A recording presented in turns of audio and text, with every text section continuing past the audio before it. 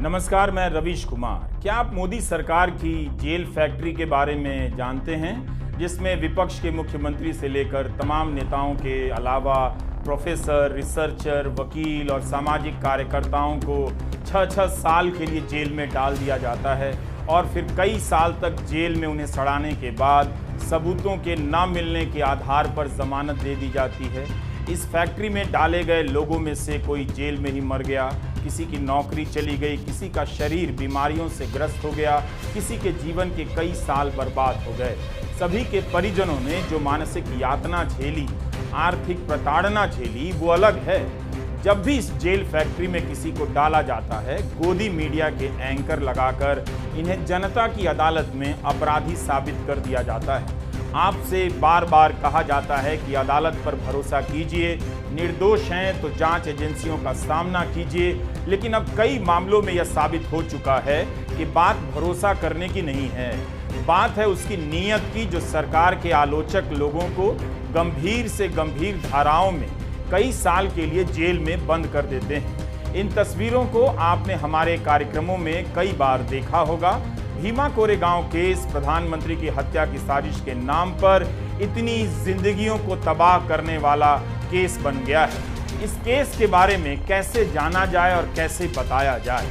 जिस तरह से जीएन साई बाबा के बाद शोमा सेन को 6 साल तक जेल में रहने के बाद अब जाकर जमानत मिली है, उससे तो यही लगता है कि केस पलट देना चाहिए और जांच एजेंसियों पर ही इन लोगों की जिंदगी तबाह करने का मुकदमा चला देना चाहिए। मगर कोर्ट ने आज तक किसी भी अधिकारी के खिलाफ इस मामले में कार्रवाई के आदेश नहीं दिए। इसलिए जमानत देते वक्त अदालत की सख्त टिप्पणियों का इन जांच एजेंसियों पर कोई असर ही नहीं पड़ता है।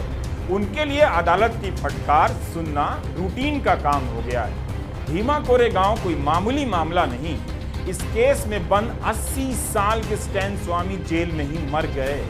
जीएन साई बाबा 90% विकलांग थे, दिल्ली यूनिवर्सिटी में प्रोफेसर थे, उनकी नौकरी चली गई और शरीर की क्षमता और कमजोर हो गई। सुधा भारद्वाज से लेकर आनंद तेलतुंबडे और उनके परिवार के लोगों को कितना कुछ भुगतना पड़ा। अगर आप इन कहानियों को समेट कर पढ़ेंगे तो पता चलेगा कि आतंक का एक राज किस तरह से खड़ा कर दिया गया है।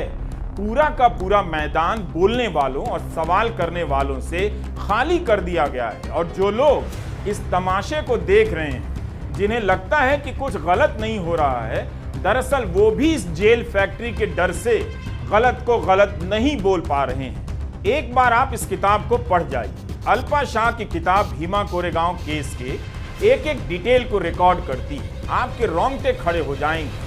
चाहे आप किसी भी सरकार को चाहते हो, मगर इस किताब को पढ़ने के बाद चाहने का सारा भूत उतर जाएगा। अगर इस तरह से जांच एजेंसियां प्रोफेसर, पत्रकार, वकील, सामाजिक कार्यकर्ताओं को राष्ट्रीय सुरक्षा के प्रेत के नाम पर पकड़ती रहीं, तो एक दिन आप इनकी हालत से डरते डरते सूख कर कांटा हो जाएंगे। वो भी गए हैं। इसीलिए इतनी नाइंसाफियां देखने के बाद भी आपके मुंह से आवाज नहीं फूट रही। धर्म का नाम लेकर आप अपने इस डर को छिपा रहे हैं। अल्पा शाह की यह किताब हार्पर कॉलिंस से आई है, 699 रुपए की है। यह किताब आपको बता देगी कि कैसे प्रधानमंत्री की सुरक्षा के नाम पर इतनी सारी जिंदगियों को तबाह कर दिया गया। कबीर कला मंच के दलित कलाकार, कवि, रंगकर्मियों को भी इस केस में बंद किया गया है। ज्योति जगताप, सुधीर धावले, गौतम नवलखा, वरवरा राव, हनी बाबू, रोना विल्सन, अरुण फरेरा, वर्नन गोंजाल्वेस, सुरेंद्र गाडलिंग, महेश राउत को इस केस में बंद किया गया है। जेएनयू कांड के बाद भारत के लोकतंत्र को ध्वस्त करने का प्रयोग इसी केस से शुरू होता है। किताब का टाइटल भी यही कहता है, भीमा कोरेगांव केस और भारत में लोकतंत्र की खोज। सुप्रीम कोर्ट ने भीमा कोरेगांव केस में 6 साल से जेल में बंद नागपुर यूनिवर्सिटी की अंग्रेजी विभाग की प्रोफेसर शोमा सेन को जमानत देते हुए जो कहा है, उससे एक बार फिर यह पूरा केस केंद्र की साजिश की तरह ही सामने घूमने लगता है। एक दिन जब सरकार को जेल भेजने वाले लोग नहीं मिलेंगे, तो वह अपने समर्थकों और चुप रहने वाले लोगों को उठाकर जेल भेजेगी, ताकि बाकी बचे लोग इसी तरह थर थर कांपते रहें और चुप हो जाएं। यह सच भी है, आज विपक्ष से ज्यादा समर्थक ही जेल के नाम से डर गए हैं। इतना बताना जरूरी था, वरना आपको लगता ही नहीं कि प्रोफेसर शोमा सेन की जमानत का आदेश इतना महत्वपूर्ण है। हम ये वीडियो बिल्कुल शोमा सेन और जीएन साईं बाबा के लिए नहीं बना रहे, आपके लिए बना रहे हैं ताकि आप समझ जाइए। अगर कोई आपके ईमेल में घुस जाए, आपकी तरफ से किसी को जवाब देने लगे, सबूत तैयार कर दे और एक ट्रेल बन जाए कि आप किसी अपराधी या आतंकवादी से बात कर रहे हैं और फिर अगले दिन आप हमेशा के लिए जेल में ठेल दिए जाएं, यह बहुत आसान है। तब तो आपके हाथ में कंठी माला सुनकर धरी की धरी रह जाएगी, आप भी दबोच कर जेल में डाल दिए जाएंगे। इसीलिए हम ये वीडियो बना रहे हैं। दिल्ली के आईटीओ के पास हरकिशन सिंह सुरजीत भवन है। यहाँ पर भी भीमा कोरेगांव केस की तरह न्यूज क्लिक केस में 6 महीने से जेल में बंद प्रबीर पुरकायस के लिए आवाज उठाई जा रही है। उनके प्रति समर्थन जताने के लिए नसीरुद्दीन शाह, पी साईनाथ, रत्ना पाठक शाह, डॉक्टर रघुनंदन, हर्ष मंदर, प्रोफेसर प्रभात पटनायक, एन राम, मलिका साराभाई, सीताराम येचुरी, गोपाल राय, वृंदा करात और प्रोफेसर सुचेता डे यहाँ मौजूद हैं। ये वही लोग हैं जो हमेशा दूसरों के नागरिक अधिकारों की रक्षा में जुटते रहे हैं।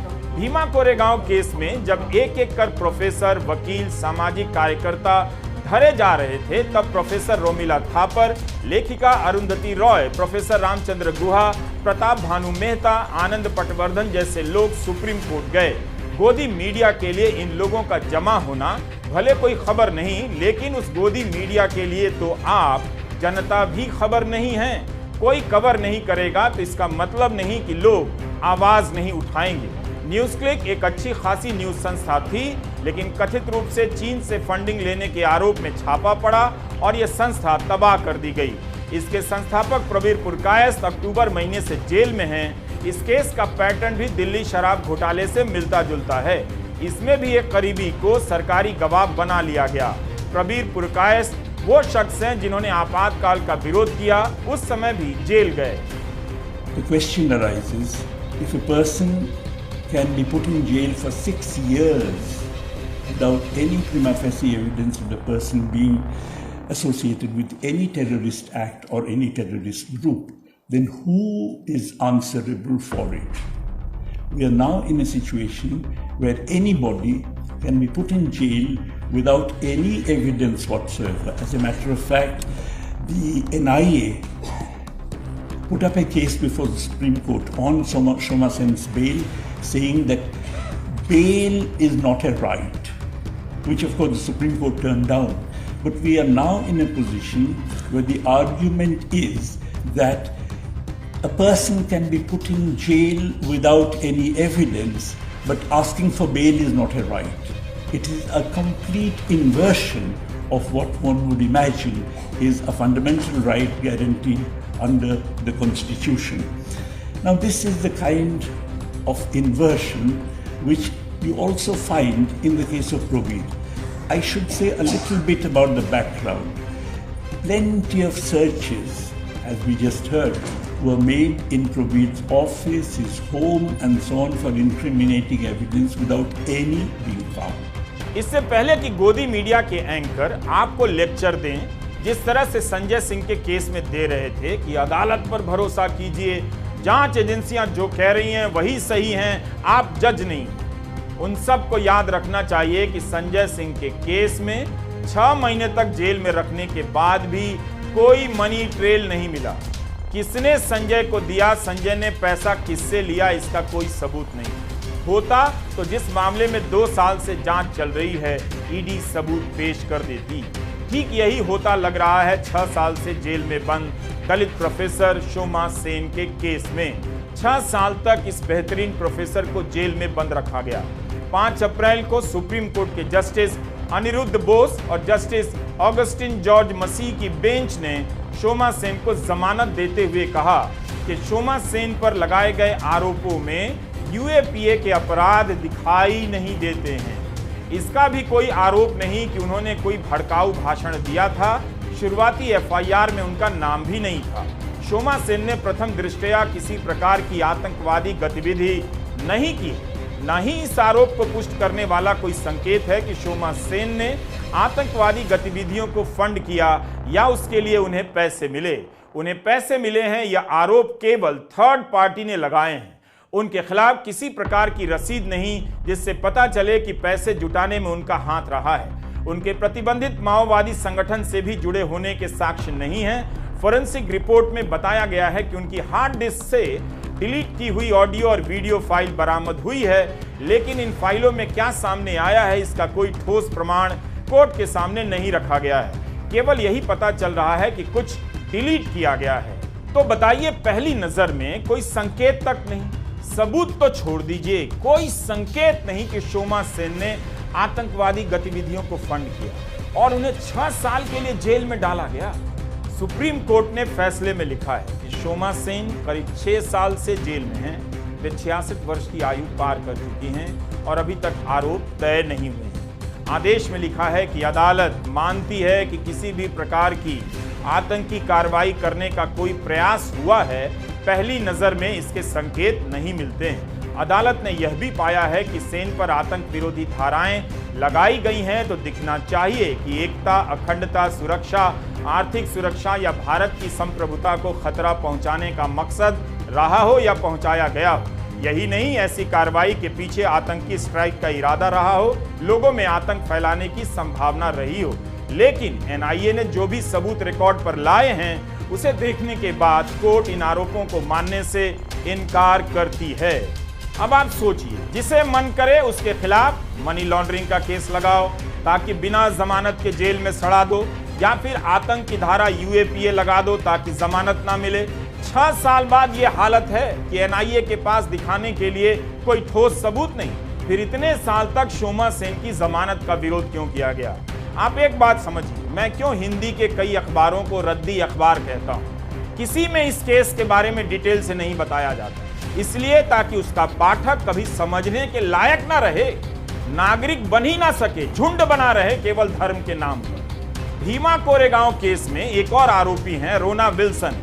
जिस वॉशिंगटन पोस्ट की रिपोर्ट की बात हमने की और कई कार्यक्रमों में की है, उसमें विस्तार से बताया गया है कि रोना विल्सन के कंप्यूटर में सॉफ्टवेयर की मदद से कोई हैकर घुस गया।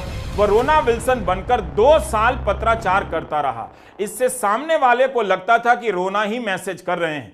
पुणे पुलिस द्वारा उनके लैपटॉप को जब्त किए जाने के बाद उसी हैकर के आईपी एड्रेस से अन्य आरोपियों को फंसाने के लिए वायरस वाले ईमेल भेजे जाते रहे। कथित रूप से एक फेक पत्र तैयार किया गया जिसे रोना ने लिखा होता है और साजिश के आरोप में उसे गिरफ्तार कर लिया गया। अल्पा शाह ने अपनी किताब में तो और भी खतरनाक बातें कही हैं। उनके आईफोन और लैपटॉप पर पेगासस के निशान मिले थे। पेगासस के सहारे उन पर निगरानी रखी जा रही थी और उनके खिलाफ षड्यंत्रकारी दस्तावेज भी डाल दिए गए। इस किताब में अल्पा शाह ने विस्तार से बताया है कि कैसे वे इस निष्कर्ष पर पहुंचती हैं कि भीमा कोरेगांव मामले में सरकार के शीर्ष स्तर का हाथ रहा है। और जानने के लिए आप उनकी किताब खरीदकर पढ़िए, हार्पर कॉलिंस ने इसे छापा है। आर्सेनल इस बात की जांच करती है कि आपके फोन में, कंप्यूटर में कोई सॉफ्टवेयर डालकर छेड़छाड़ तो नहीं हुई है। यह दुनिया की जानी मानी कंपनी है जिसकी मदद कई सरकारों ने ली है। आर्सेनल ने अपनी जांच के बाद कहा था कि उन्होंने कभी भी सबूतों के साथ छेड़छाड़ का ऐसा मामला नहीं देखा। सुप्रीम कोर्ट ने शोमा सेन की जमानत के आदेश में कहा है कि जिन सारी चिट्ठियों और अन्य सामग्रियों की सूची यहां पेश की गई है, ऐसा प्रतीत होता है कि वे सभी सह-अभियुक्त रोना विल्सन के इलेक्ट्रॉनिक डिवाइस से बरामद की गई हैं। इलेक्ट्रॉनिक डिवाइस से मिले सबूतों पर कोर्ट ने इतना ही कहा, लेकिन कोर्ट ने उन्हें आरोप के लिए काफी नहीं माना। यह अपने आप में बड़ा संकेत है। जब इस केस में प्रोफेसर रोमिला थापर की याचिका पर सुप्रीम कोर्ट में सुनवाई हुई थी, तब जस्टिस डी.वाई. चंद्रचूड़ ने कहा था कि महाराष्ट्र पुलिस की जांच पर कई सवाल उठे। कोर्ट के सामने पर्याप्त सामग्री पेश की गई है जिससे लगता है कि इसकी जांच स्वतंत्र रूप से होनी चाहिए। जस्टिस चंद्रचूड़ ने उस वक्त महाराष्ट्र पुलिस की इस बात की आलोचना की थी कि गिरफ्तार एक्टिविस्ट के खिलाफ सबूतों को लेकर प्रेस कॉन्फ्रेंस क्यों की गई। बाकायदा प्रेस कॉन्फ्रेंस में बताया गया कि प्रधानमंत्री की हत्या की साजिश रची गई है और इसके ये सारे सबूत हैं। तब जस्टिस चंद्रचूड़ ने कहा कि ऐसा लोगों की राय को बदलने के लिए किया गया। मैनिपुलेट करने के लिए किया गया, क्योंकि तब इन गिरफ्तारियों को लेकर पुलिस की काफी आलोचना होने लगी थी। जस्टिस चंद्रचूड़ ने कहा कि सुधा भारद्वाज की गिरफ्तारी दिखाने के लिए जो पत्र पेश किया गया है, उस पत्र में मराठी के ऐसे शब्दों का इस्तेमाल है जो सुधा बोलती भी नहीं है। आप कल्पना तो कीजिए, ऐसी चिट्ठी अगर प्लांट कर आपको जेल में ठूंस दिया जाए इस चिट्ठी के आधार पर, तो आप क्या करेंगे? क्या आप चाहते हैं कि देश में यही सब होता रहे? सुधा भारद्वाज को 3 साल जेल में रहना पड़ा था। इसलिए आपको अल्पा शाह की किताब पढ़नी चाहिए। होश उड़ जाएंगे जब आप धर्म के नाम पर बेहोश थे और 3rd क्लास का गोदी मीडिया देख रहे थे, तब आपके ही नागरिकों को किस तरह की यातना दी गई। क्या यह मामूली बात है कि 6 साल बाद कोर्ट के सामने एनआईए ढंग का एक सबूत तक पेश नहीं कर सकी? क्या इस संस्था का राजनीतिक इस्तेमाल हो रहा है? यह देश की सुरक्षा के लिए बहुत जरूरी संस्था है, लेकिन क्या इसे भी ईडी बना दिया गया है? ईडी संजय सिंह के केस में ठोस सबूत पेश नहीं कर पाई, एनआईए शोमा सेन के केस में सबूत पेश नहीं कर पाई। दोनों ही संस्थाओं का यह तथाकथित पेशेवर काम 1 हफ्ते के भीतर देश के सामने आ गया। आप जानते हैं कि संविधान का आर्टिकल 21 हर नागरिक को निजी स्वतंत्रता और संपत्ति की रक्षा की गारंटी देता है। सुप्रीम कोर्ट ने लिखा है कि जब आप किसी भी तरह से किसी की स्वतंत्रता छीनते हैं तो आर्टिकल 21 का उल्लंघन करते हैं, और जब आप ऐसा करते हैं तब आपके पास ठोस आधार होने चाहिए, तटस्थ और न्यायपूर्ण तरीके से प्रक्रियाओं का पालन किया जाना चाहिए, और जो तथ्य हैं उसी के अनुपात में ऐसा किया जाना चाहिए। सुप्रीम कोर्ट की यह टिप्पणी भीमा कोरेगांव केस में एनआईए की 6 साल की जांच को ध्वस्त कर देती है। 6 साल बाद अगर यह हाल है तो फिर इस केस में और क्या बचा होगा? इस केस में गिरफ्तारी के बाद प्रोफेसर रोमिला थापर ने कहा था, जिन लोगों को 28 अगस्त 2018 को अरेस्ट किया गया उन पर आतंकी गतिविधियों में शामिल होने के आरोप लगाए गए हैं। हम मानते हैं, वो कह रही हैं कि 2 तरह का आतंकवाद होता है, दोनों ही हमारे लोकतंत्र की बुनियाद को कमजोर करता है और लोगों में भय पैदा करता है। पहला आतंकवाद वो हुआ जिसे हम आतंकवाद समझते हैं, जिससे हिंसा होती है। दूसरा आतंकवाद राज्य का होता है, जब वो असली अपराधियों को छोड़कर निर्दोष लोगों को अवैध रूप से गिरफ्तार करने लगता है। शोमा सेन के खिलाफ कुमार साई नाम के एक आदमी का बयान एजेंसी द्वारा इस्तेमाल किया जाता है। कोर्ट ने लिखा है कि इस व्यक्ति ने 2 बयानों में शोमा सेन के खिलाफ इल्जाम लगाए हैं, मगर उससे पहले राज्य पुलिस को दिए गए अपने पहले बयान में उसने शोमा सेन के बारे में यही कहा था कि वे बुद्धिजीवी समूह के साथ मिलकर महिलाओं और छात्रों की समस्याओं का हल निकालना चाहती थी। इस बयान में उसने शोमा सेन का नाम नहीं लिया। क्या ये ईडी के केस से नहीं मिलता? संजय सिंह के केस में, केजरीवाल के केस में इसी तरह का हुआ। मगर कुमार साई ने अपने अगले बयान में एनआईए को दिया और उसमें शोमा सेन का नाम लिया। कहा सीपीआई माओवादी के साथ काम करने वाली अर्बन नक्सल है। शोमा सेन, रोना विल्सन, सुरेंद्र गाडलिंग, महेश राउत और सुधीर धावले की गिरफ्तारी के अगले दिन पुणे पुलिस ने एक प्रेस वार्ता भी की थी और सभी तरह के कानूनी प्रोटोकॉल को तोड़ते हुए इस केस के कथित सबूत प्रेस में जारी कर दिए गए। पुणे पुलिस के ज्वाइंट कमिश्नर ने तब कहा था, हमें इस बात का यकीन है कि ये लोग अर्बन नक्सलिज्म के चेहरे हैं। हमें यह साबित करने के दस्तावेज मिल चुके हैं। अल्पा शाह ने अपनी किताब में लिखा है कि ये सारे दावे रोना विल्सन के लैपटॉप पर मिले दस्तावेजों के आधार पर किए गए। इसके बाद इस केस में यूएपीए की एंट्री हो जाती है। जून में जिस दिन शोमा सेन के घर रेड हुई, उसी दिन उनकी गिरफ्तारी हो गई। इनके घर से कागज, दस्तावेज, इलेक्ट्रॉनिक सामान, मोबाइल फोन इत्यादि सब जब्त हो गए। जब एल्गार परिषद हिंसा को लेकर 8 जनवरी 2018 को एफआईआर हुई, तब उसमें शोमा सेन का नाम तक नहीं था। उसमें केवल एल्गार परिषद के आयोजकों का नाम था, जिसमें कबीर कला मंच के कार्यकर्ता शामिल थे। 6 जून 2018 को शोमा सेन को हिरासत में लिया जाता है। इससे पहले इस मामले में कुछ लोगों के घरों पर महाराष्ट्र पुलिस की एक साथ रेड होती है। इसमें रोना विल्सन, सुरेंद्र गाडलिंग, सुधीर धावले, ज्योति जगताप भी शामिल थे। ये सभी अभी भी जेल में हैं। उस समय पुलिस ने कहा कि इनके घरों से ऐसे साक्ष्य मिले हैं जिनके आधार पर मुकदमा चलाया जा सकता है। ये सभी एक साजिश का हिस्सा हैं। कहा गया कि बैन सीपीआई माओवादी ने साजिश की है। इस मामले में 16 आरोपी हैं। अभी केवल 6 को ही जमानत मिली है। Sudha Bharadwaj, Anand Teltumbde, Vernon Gonsalves, Arun Ferreira. शोमा सेन छठी हैं। गौतम नवलखा को स्वास्थ्य कारणों से नजरबंद रखा गया है। गौतम नवलखा और मनोज राउत को बॉम्बे हाईकोर्ट ने मेरिट पर बेल दे दी, लेकिन हाईकोर्ट ने ही उस पर रोक लगा दी। अब तो सुप्रीम कोर्ट ने भी इस स्टे को बढ़ा दिया है। इस केस के सबसे बुजुर्ग अभियुक्त स्टैन स्वामी की जुलाई 2021 में हिरासत में ही मौत हो गई थी। आपने जीएन साईं बाबा की रिहाई पर हमारा वीडियो देखा था। 2017 में ट्रायल कोर्ट द्वारा उन पर माओवादी गतिविधियों में शामिल होने के आरोप तय कर दिए। अक्टूबर 2022 में उन्हें बॉम्बे हाईकोर्ट ने जमानत दी, मगर तुरंत ही सुप्रीम कोर्ट की एक बेंच ने जमानत पर रोक लगा दी। शनिवार की छुट्टी थी, तब भी सुबह सुबह सुप्रीम कोर्ट की बेंच बैठी।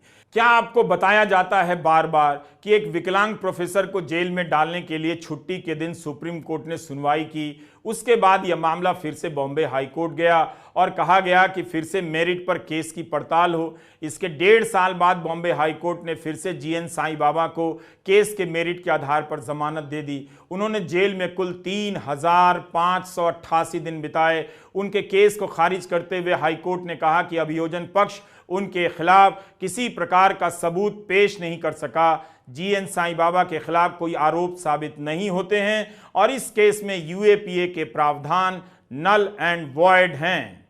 सुप्रीम कोर्ट ने जमानत देते हुए जो लिखा है आप पढ़िए। पढ़ेंगे तो हताशा और क्षोभ से भर जाएंगे कि क्या इस तरह से किसी को भी जेल में डालकर बर्बाद किया जा सकता है? क्या ऐसा होना चाहिए?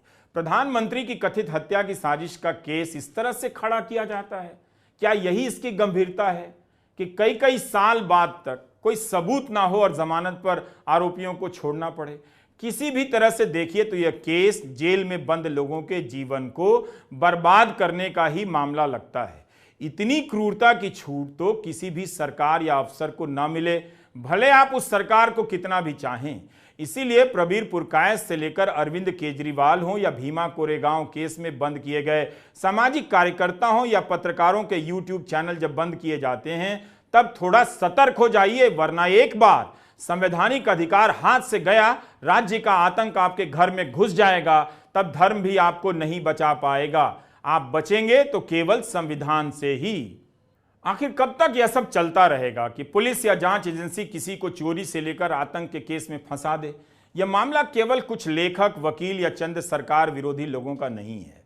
आम लोगों के साथ भी यही अत्याचार इससे भी बड़े स्केल पर होता है।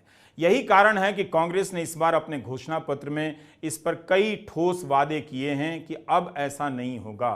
कांग्रेस ने कहा है कि पुलिस, जांच और खुफिया एजेंसियां सख्ती से कानून के अनुसार काम करेंगी। जिन बेलगाम शक्तियों का अभी वो प्रयोग करती हैं उन्हें कम कर दिया जाएगा। जैसा भी मामला हो उन्हें संसद या राज्य विधानमंडलों की निगरानी में लाया जाएगा। कानून को शस्त्र बनाकर उपयोग करने, मनमानी तलाशी, जब्ती, कुर्की, अंधाधुंध गिरफ्तारियां, 3rd डिग्री तरीके, लंबी हिरासत में मौतें और बुलडोजर न्याय को समाप्त करने का कांग्रेस ने वादा किया है। कांग्रेस ने जमानत के संदर्भ में कानून बनाने का वादा किया है जो इस आशय को पुनः स्पष्ट करेगा कि सभी आपराधिक कानूनों में जमानत नियम है, जेल अपवाद है और जेल सुधार का भी वादा किया गया है। इस तरह भीमा कोरेगांव केस भारत के लोकतंत्र की वो अंधेरी रात है जिसकी चादर कई कई साल में थोड़ी थोड़ी हटाई जाती है। 16 आरोपी हैं, अभी भी 10 लोग सुबह की रोशनी के इंतजार में हैं। उम्मीद है आप हमारे वीडियो को पूरा देख रहे हैं और लोगों को दिखा रहे हैं। सोचिएगा कि क्या ऐसा राज्य या ऐसी सरकार आपको चाहिए जो किसी को इस तरह से जेल में डाल दे? क्या आप चाहते हैं कि जेल भेज देने का वातावरण बना रहे? ऐसे माहौल में वे भी जेल का ही जीवन जीने लग जाते हैं जिनके जेल जाने का नंबर अभी नहीं आया है। नमस्कार, मैं रवीश कुमार।